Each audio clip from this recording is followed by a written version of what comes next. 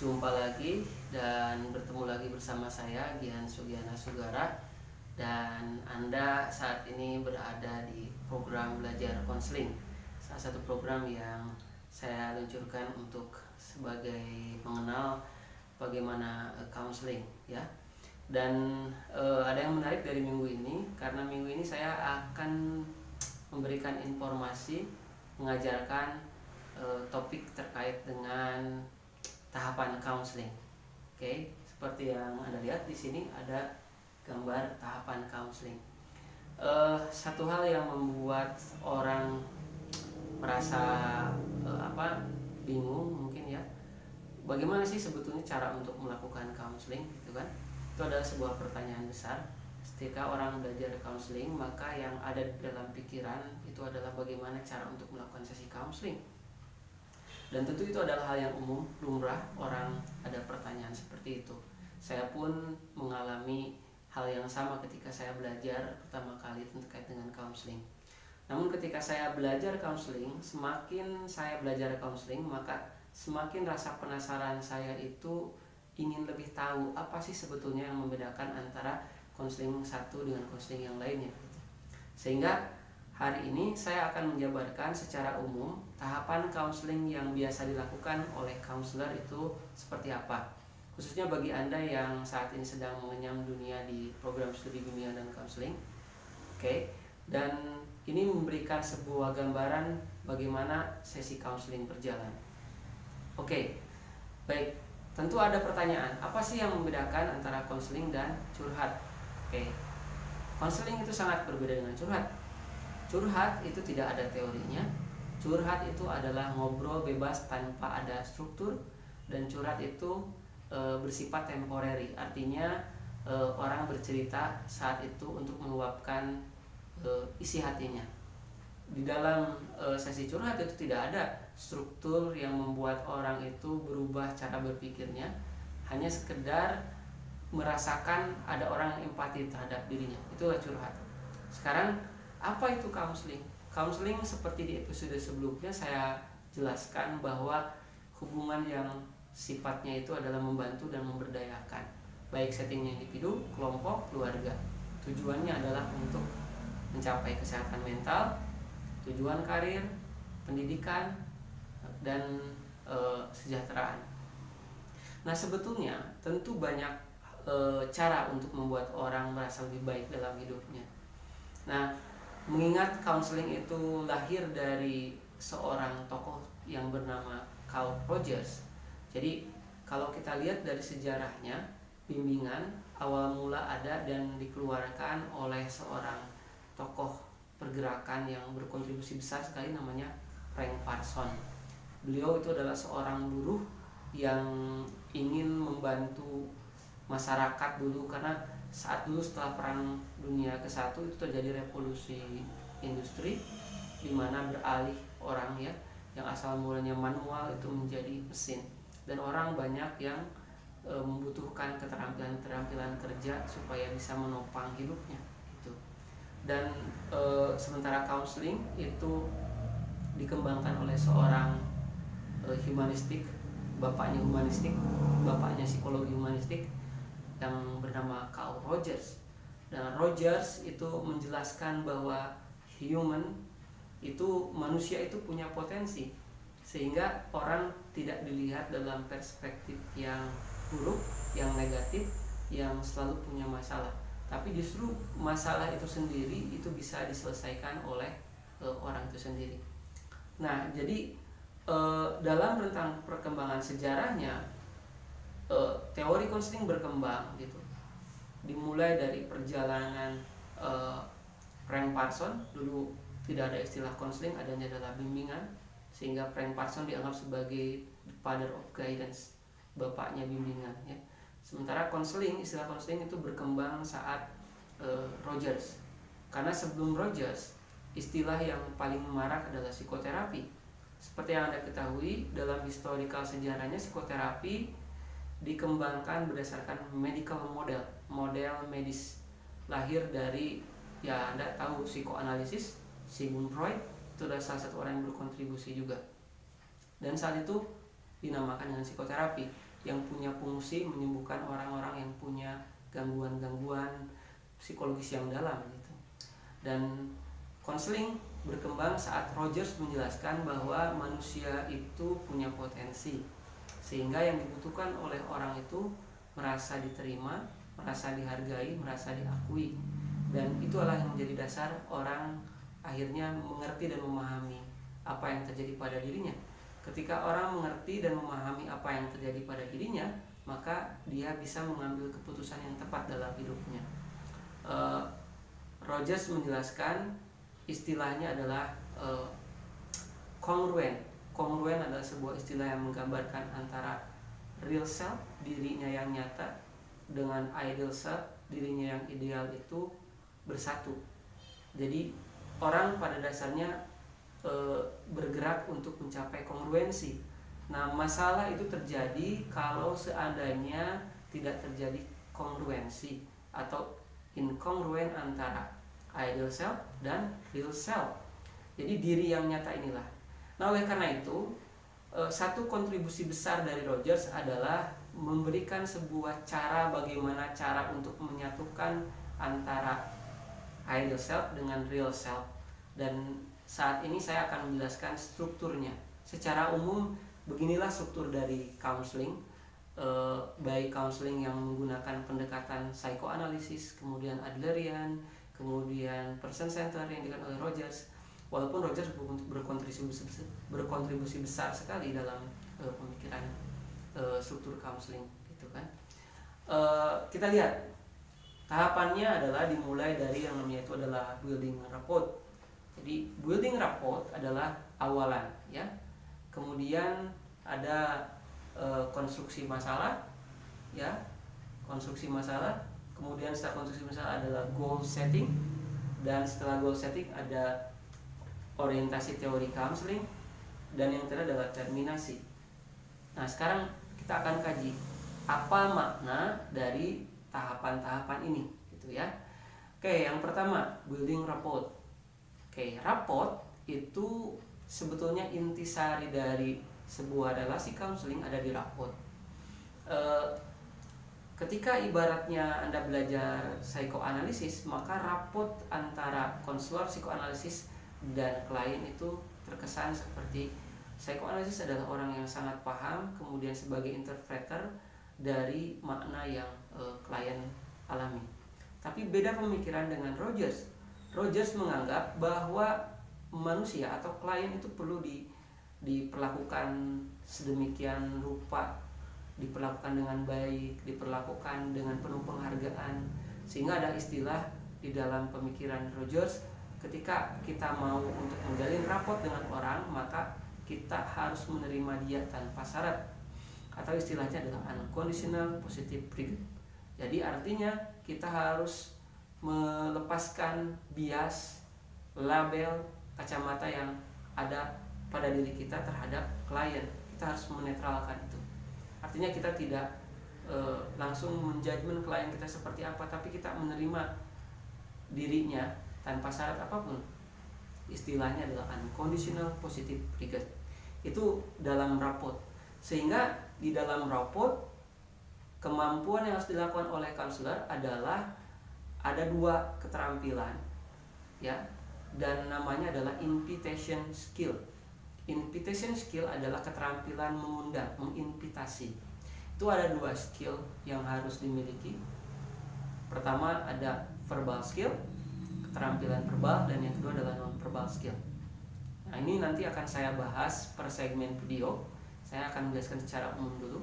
Tapi pada intisarinya, invitation skill banyak diambil dari pemikiran Rogers, yang mana bahwa kita perlu menjalin rapport itu bukan hanya awalan saja, tapi rapport perlu dibangun ketika awal sesi, pertengahan sesi, akhir sesi, bahkan sampai setelah sesi counseling kita harus menjalin rapport dengan klien, karena itu akan sangat menentukan bagaimana keberhasilan dari counseling. Bahkan riset membuktikan bahwa kontribusi besar keberhasilan dari counseling atau psikoterapi 40% adalah berasal dari hubungan antara konselor dan klien. Jadi begitu sangat besar sekali. Maka tidak heran ada orang yang tidak menggunakan teknik counseling tapi dia merasa nyaman dengan konselornya, hanya didengarkan kemudian masalahnya selesai. Karena mungkin saat itu raport yang terbangun oleh konselor itu sangat kuat dan berhasil membuat klien menjadi dirinya. Nah, mungkin inilah yang ada di dalam curhat. Walaupun curhat kadang berhasil atau kadang tidak. Jadi raport itu sangat penting. Raport tidak berhenti di saat di awal sesi, tapi itu dijalin terus. Oleh karena istilahnya adalah building rapport, membangun rapport. Ya, oke. Setelah terjalin hubungan rapport, maka tahapan selanjutnya adalah construction of problem atau mengkonstruksi masalah. Konstruksi masalah tujuannya adalah klien bercerita terkait dengan isu yang menjadi kekhawatiran dia. Klien bercerita terkait dengan masalah yang dia hadapi. Nah, oleh karena itu keterampilan yang dibutuhkan oleh counselor adalah keterampilan merefleksi. Nah, ini kontribusi besar dari Roger, ada istilahnya adalah reflecting skill. Jadi kita sebagai counselor tidak perlu mengangkat, ya, tapi kita cukup menyimak kemudian melemparkannya, merefleksikannya. Nah, ada beberapa keterampilan yang dibutuhkan dalam tahapan konstruksi masalah. Yang pertama, ada istilahnya adalah parafrase. Nah, seperti istilah yang mungkin pernah Anda pelajari, parafrase adalah sebuah kalimat, kata. Maka keterampilan memparafrase artinya memfrasekan kembali kalimat klien. Karena itu adalah bagian dari yang Roger katakan adalah empathy. Jadi cara untuk kita berempati adalah mengkoneksikan antara dunia konselor dengan dunia klien. Tips yang paling sederhana adalah kita melakukan refleksi ulang dari kalimat klien. Contoh seperti ini. Klien menyatakan misalkan seperti ini. Saya merasa jenuh dengan kehidupan saat ini. Nah, hal sederhana yang perlu dilakukan oleh konselor adalah dengan memparafrasenya kembali. Kamu merasa jenuh dengan kondisi saat ini. Nah, itu adalah parafrase. Oke, nanti saya akan menjelaskannya di video-video selanjutnya. Yang kedua adalah reflection to feeling. Ini sebetulnya mirip dengan parafrase, tapi ada makna emosinya. Jadi kita coba menangkap hasil dari observasi yang terjadi pada diri klien. Contoh kalau misalkan klien mengatakan, saya benci, kenapa mama bisa memperlakukan saya seperti itu. Reflection to feeling ini menangkap ada sebuah isu emosi. Kita bisa sampaikan, kamu merasa kecewa dengan perlakuan mama kamu. Nah, makna dari kecewa ini adalah sebagai bagian dari interpretasi emosi apa yang terjadi pada diri klien. Itu adalah bagaimana cara untuk melakukan reflection to feeling. Oke, yang selanjutnya ada namanya reflection to meaning. Meaning adalah lebih dalam dari itu. Ketika kita merefleksikan sebuah makna yang terdalam dari itu. Contoh misalkan ada klien ngomong seperti ini. Saya marah sama bapak saya, kok bisa dia memperlakukan saya seperti itu. Nah, reflection to meaning contohnya seperti ini. Kamu merasa sakit hati dengan bapak kamu karena kamu merasa tidak adil, tidak diberikan kesempatan untuk menjelaskan. Nah, jadi ada maknanya dia sakit hati dan ada reasonnya, ada alasan dia sakit hatinya. Jadi reflection to meaning itu memberikan makna dan reason dia punya makna itu. Nah, itu adalah reflection to meaning. Dan selanjutnya ada summarizing. Summarizing adalah merangkum, bukan conclusion, bukan menyimpulkan, tapi meresum, summary, merangkum dari semuanya. Misalkan kita bisa sambungkan dari tadi, kita bisa merespon seperti ini. Baik, dari apa yang tadi saya dengar, Anda merasa sakit hati kepada bapak Anda karena dia tidak memberikan kesempatan kepada Anda untuk berbicara. Nah, itu adalah summarizing. Jadi kita coba menyimak, merangkum dari apa yang kita dengar, intisarinya apa, kemudian melakukan refleksi. Itu summarizing. Nah, tujuannya adalah apa? Tujuannya adalah construction of problem. Jadi klien mengkonstruksi dan mengerti serta memahami apa yang terjadi pada dirinya. Itu tujuan utamanya. Sehingga yang dibutuhkan dalam tahapan konseling konstruksi masalah adalah reflecting skill. Oke, itu tahapan kedua. Ketika klien sudah mengerti, memahami apa yang terjadi pada dirinya, tahapan yang ketiga adalah goal setting, tahapan penetapan tujuan. Nah, penting Anda pahami ketika jadi konselor, kita memiliki tujuan. Tapi tujuan yang ada di dalam diri konselor adalah pertama mindset konselor mau membantu klien, kemudian dia mau menggunakan teori konseling apa, kemudian itu terimplementasikan dalam sebuah layanan sesi counseling, sehingga tujuan konselor itu tidak diucapkan saya akan membantu Anda gini-gini, enggak. Tapi yang perlu ada adalah tujuan konselor itu diejawantahkan dalam bentuk implementasi. Nah, yang paling penting di dalam tahapan tujuan counseling ini adalah kita mengkonstruksi goals atau tujuan dari klien. Apa yang harus dilakukan? Sangat simpel sekali. Dalam tahapan tujuan ini cukup Anda tanyakan kepada klien, dalam sesi counseling ini Anda ingin menjadi seperti apa? Itu contohnya bisa. Atau bisa Anda dengan menggunakan pertanyaan seperti ini. Setelah sesi konseling ini berakhir, kira-kira apa yang ingin Anda terjadi pada diri Anda? Nah, klien itu akan datang dengan 3 bentuk biasanya ya. Pertama, klien dengan kalimat positif, contoh saya ingin percaya diri, saya ingin rajin belajar, saya ingin menjadi lebih baik, gitu kan. Ada klien yang datang dengan kalimat tujuan negatif, saya ingin mengurangi kebiasaan saya main game, saya ingin menghilangkan rasa amarah saya yang meletup-letup. Itu datang dengan kalimat negatif. Atau klien yang datang dengan ingin orang lain berubah, contoh saya ingin ibu saya baik sama saya ingin bapak saya baik sama saya. Nah, ketiga bentuk tujuan yang klien sampaikan itu perlu direspon supaya tujuan counseling itu perlu keluar dari kalimat klien itu adalah dengan kalimat yang positif. Kenapa? Supaya bisa di breakdown, bisa dibuat indikatornya. Contoh misalkan kayak gini, saya ingin percaya diri. Kita lanjutkan dengan pernyataan, dan seperti apakah percaya diri itu? Maka klien mungkin akan menyatakan saya bisa tampil di depan umum.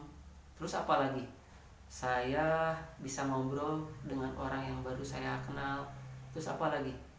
Ya seperti itulah. Oke, berarti percaya diri menurut klien itu ada 2. Pertama, dia bisa tampil di depan umum, yang kedua dia bisa ngobrol dengan orang yang baru. Sehingga tujuannya sangat terukur.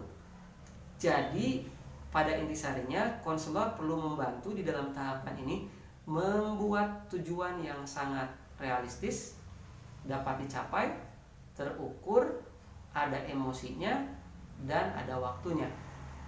Jadi tujuan counseling itu perlu dibangun ke dalam komponen seperti itu. Oke? Dapat dicapai, dapat diukur, realistis, ada emosinya, dalam artian ada emosi itu merasa bahagia ketika di sana, dan ada waktunya. Itu di dalam tahapan penetapan tujuan. Dan yang selanjutnya adalah orientasi teori counseling. Nah, ini yang paling penting. Jadi ketika Anda sudah menetapkan tujuan counseling, maka langkah selanjutnya sebagai seorang konselor, kita perlu memframe diri kita. Kira-kira saya mau pakai teori apa nih? Karena tujuannya sudah clear, ya, sudah jelas tujuannya. Maka langkah selanjutnya yang ada dalam pikiran konselor adalah kira-kira teori apa yang akan saya pakai supaya saya bisa membantu klien untuk mencapainya dari tujuannya ya ke sini ya. Sehingga yang saya maksud kemarin potensi yang optimal itu adalah berkaitan dengan hal itu. Jadi mungkin klien merasa ada sesuatu yang menghambat dirinya, kita bantu supaya hambatan itu hilang, kemudian dia bisa teraktualisasikan secara optimal. Nah, jadi penting Anda paham teori counseling. Ada berapa teori counseling? Banyak sekali ya. Tidak mungkin ada sekitar 300 sampai 400 teknik counseling yang berkembang saat ini. Walaupun memang secara mazhab dari teori counseling itu sudah bisa kita komparasikan. Ada mazhab psikodinamik, di dalamnya ada psikoanalisis, Adlerian, transaksional analisis, ada ego state therapy, itu masuk ke dalam mazhab psikodinamik. Di di mana fokusnya lebih ke dinamika psikologis orang. Ada mazhab yang bersifat humanistik atau berorientasi pada hubungan. Di dalamnya ada existential therapy, ada logoterapi, ada existential therapy dari Irvin Yalom gitu kan. Kemudian ada person center therapy dari Rogers, ada juga gestalt therapy dari Prispers, dan ada emotion focus therapy, dan itu adalah bagian dari mazhab konseling yang berorientasi pada humanistik dan berorientasi pada hubungan. Yang ketiga ada orientasi teori konseling yang berorientasi pada pendekatan kognitif perilaku atau kognitif behavior. Di dalamnya ada behavior therapy, ada rasional emotif behavior therapy, ada kognitif terapi dari Beck gitu kan, ada acceptance and commitment therapy, ada dialectical behavior therapy, ada EMDR, eye movement destination reprocessing therapy. Kenapa? Ciri khasnya adalah pada bagaimana mengubah kognitif dan bagaimana mengubah perilaku. Itu mazhab yang ketiga. Dan mazhab keempat ada mazhab namanya adalah berdasarkan pada postmodern, filsafat postmodern. Nah, di sini ada dua teori yang terkenal, ada solution focus belief therapy dan satu lagi ada narrative therapy. Nah, jadi Anda perlu mengerti, memahami ketika sudah menetapkan goal setting ini, kira-kira klien ini mau cocoknya itu mau pakai teori counseling apa. Tiap teori counseling punya paradigma yang berbeda, punya cara berpikir beda terhadap melihat permasalahan klien itu. Sehingga Anda perlu melihat kira-kira teori counseling yang saya ambil apa supaya bisa klien membantu itu. Ya, contoh misalkan, kalau seandainya Anda pakai pendekatan psikodinamik, misalkan masalah percaya diri. Kalau misalnya Anda pakai teori konseling, misalkan teori konseling psikoanalisis, maka rasa tidak percaya diri ini Anda perlu telusuri ke belakang, ke masa lalunya. Karena psikodinamik ada orientasi masa lalu itu berpengaruh dengan kondisi saat ini. Maka ditelusuri kehidupan masa lalunya. Saat kecil adakah pengalaman-pengalaman trauma, bagaimana hubungan antara dirinya dengan ayahnya, dengan ibunya. Karena paradigmanya bahwa rasa tidak percaya diri itu adalah berasal dari sebuah pengalaman di masa lalu. Itu contohnya. Tapi kalau Anda menggunakan paradigmanya dari humanistik, misalkan Anda menggunakan gestalt terapi, maka itu ada unfinished business gitu kan. Dan orang itu punya potensi untuk memfiniskan itu kehidupannya itu di saat ini. Maka yang perlu dilakukan tidak perlu menggali masa lalu, tapi yang perlu adalah menyelesaikan, memfiniskan apa yang belum tuntas. Jadi salah satu yang paling terkenal dari gestalt adalah kursi kosong. Maka datangkan masalah yang dulu-dulu itu di saat ini. Kemudian konselor memfasilitasi klien untuk mengekspresikan emosi, perasaan, mengeluarkan semua apa yang belum terselesaikan supaya solve, beres. Karena prinsip dari gestalt adalah here and now, di sini dan sekarang. Nah, jadi ketidakpercayaan diri dalam pemikiran gestalt itu tidak diakibatkan dari masa lalu, tapi dari unfinished business. Maka harus diselesaikan. Mungkin dia pernah pengalaman takut terhadap orang lain dan itu membuat dia merasa sesuatu yang berkaitan atau berdekatan dengan hal itu takut, maka dia selalu tidak percaya diri. Maka itu yang harus dicari gitu. Bayangan-bayangan atau sebuah part atau episode atau parsial dari kehidupan dia yang perlu diselesaikan. Tapi kalau misalkan Anda mengambil sebuah pendekatan dari cognitive behavior, beda lagi. Pemikirannya adalah bahwa ketidakpercayaan diri berasal dari distorsi kognitif atau irrational belief. Pemikirannya yang salah. Maka yang perlu dibantu adalah pemikirannya. Ya. Jadi kita perlu mengubahnya. Misalkan dia sering mengatakan bahwa saya bodoh, dirubah dengan saya mampu. Karena kata saya bodoh justru membuat dia semakin down. Nah, inilah yang diajarkan, di challenge supaya dia punya self talk positif atau pemikiran positif. Nah, itulah perbedaan dari tiga teori. Ya, begitupun dari postmodern. Kalau Anda menggunakan perspektif postmodern, ambil saja solution fokus, maka yang digali dari solution fokus adalah exception-nya, pengecualiannya. Sehingga yang perlu kita gali adalah pengalaman-pengalaman keberhasilan dia yang saat dimana dia tidak terjadi masalah, karena pasti dia ada saat dimana dia percaya diri. Jadi itu yang digali supaya apa? Tumbuh dengan sendirinya bahwa saya mampu untuk melakukan sesuatu. Jadi teori konseling itu menentukan bagaimana cara kita memperlakukan klien. Teori konseling menentukan bagaimana cara kita membantu klien, ya. Dan ini sangat menentukan. Dan tahapan terakhir dari sebuah tahapan konseling adalah terminasi. Jadi manakala klien sudah dibantu, maka sesi terminasi adalah sesi pembelajaran, reedukasi. Kita bisa menanyakan ke klien, kira-kira dari sesi konseling ini apa yang Anda dapatkan. Maka klien biasanya akan berbicara banyak. Ada yang mengatakan, saya tidak menyangka ternyata saya seperti itu ya, jadi yang harus saya ubah itu adalah ini ya. Nah, jadi di sinilah ada edukasi. Klien belajar tentang dirinya, mengerti terkait dengan apa yang terjadi pada dirinya, dan ini adalah sebuah proses pembelajaran dalam sesi counseling. Klien menyadari setelah dia mengalami sesi counseling, dia mengerti apa yang terjadi pada dirinya. Nah, itulah tahapan counseling. Jadi begitu runutnya, dan Anda perlu mengerti bagaimana sesi counseling itu dilakukan. Oke, seperti itu saja untuk episode kedua. Mudah-mudahan memberikan manfaat, luar biasa saya sekali. Dan bagi Anda yang ingin ditanyakan atau ingin coba didiskusikan, silakan Anda tulis pertanyaan Anda di kolom komentar. Insya Allah nanti saya akan jawab. Dan kalaupun tidak saya jawab langsung, mungkin nanti saya akan coba buat konten khusus terkait dengan Q&A mengenai counseling. Terima kasih, sampai jumpa. Assalamualaikum warahmatullahi wabarakatuh.